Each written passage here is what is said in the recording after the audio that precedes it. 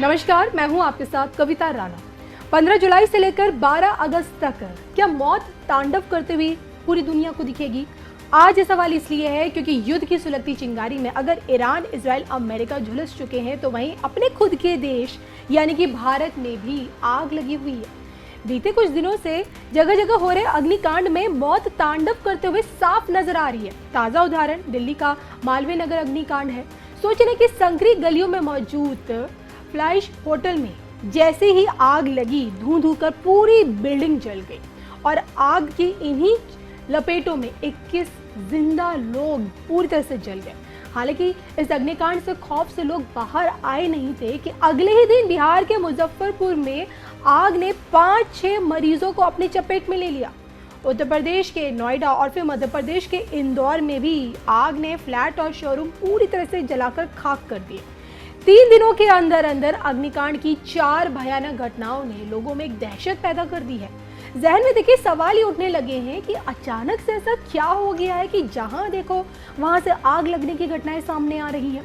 अब देखिए भले ही अग्निकांड के पीछे वजह देखिए शॉर्ट सर्किट हो सकता है, विस्फोट है, भीषण गर्मी है, लेकिन सत्य यही है कि इस रौद्र संवत्सर में लोगों का आग से जलकर मरने का सिलसिला पूरी तरह से शुरू हो चुका है और जिसके संकेत ठीक 3 महीने पहले ज्योतिषी सुमिताचार्य जी ने भी दिए थे। उन्होंने 2026 को विस्फोटक साल बताते हुए दिल्ली में सबसे भीषण अग्निकांड होने की भविष्यवाणी की थी। ये 2026 विस्फोटक योग का वर्ष है और विस्फोटक प्रवृत्ति होने के कारण जगह जगह आगजनी का खतरा मुझे दिखाई पड़ता है। एक खास अवधि में आपको बताता हूँ। जिस प्रकार से मैंने अभी एक योग निकाला था कि 20 मार्च से 18 अप्रैल 2026 के बीच में भारत के पूर्वी क्षेत्र में खास करके शुरुआत होगा और जगह जगह में भारत में बहुत भयंकर आगजनी का खतरा।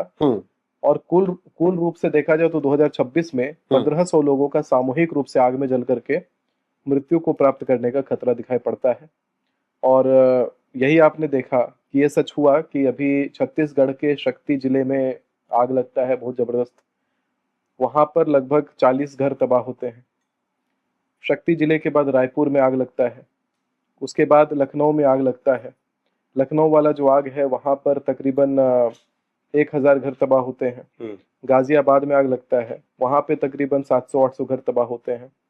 तो मैंने बोला था 20 मार्च से 18 अप्रैल, 15 अप्रैल से सारी घटनाएं शुरू होती हैं। 18 अप्रैल से पहले पहले इतने ज्यादा विस्फोट, इतने ज्यादा आग लगते हैं भारत के अंदर कि उसको कहा नहीं जा सकता कितना हो रहा था। दिल्ली के साथ भी ऐसा कुछ संकट आने वाले समय में दिखाई पड़ता है। मैं कुछ खास डेट रेंज आपको बता देता हूँ। दिल्ली में अग्निकांड का जो संदेश है 15 जुलाई 2026 से 12 अगस्त 2026 के बीच में कुछ ऐसे ग्रह योग बन रहे हैं जो ये सूचित करता है कि दिल्ली के अंदर भयंकर अग्निकांड होगा। नाना प्रकार के विस्फोट होने का, अग्नि से कोई प्रकार की बड़ी क्षति होने का योग दिखाई पड़ता है दिल्ली के अंदर। अब जो भविष्यवाणियों में मानते हो, ज्योतिष में मानते हो, वो अपने परिवार वालों को सूचित अवश्य करें कि पब्लिक प्लेसेस में जाना अवॉइड करें, मॉल्स में जाकर के समय व्यर्थ ना करें और अपने काम से काम रखें। उस एक महीने 15 जुलाई 2026 से 12 अगस्त 2026 के बीच में अपने काम से काम रखना है। काम के लिए ऑफिस निकलिए, घर आइए वापस। लेकिन ये जो क्राइसिस है जिस प्रकार का मुझे दिखाई पड़ रहा है, ये जो आगजनी का खतरा है, ये बहुत ही प्रबल योग है और दिल्ली में ऐसा कुछ दिखाई पड़ता है मुझे। अब देश में बढ़ती आग की घटनाओं के पीछे ज्योतिषियों द्वारा जो तर्क दिया जा रहा है उसमें रौद्र संवत्सर का जिक्र हर जगह है और जिसकी शुरुआत इस चैत्र नवरात्र से हुई थी।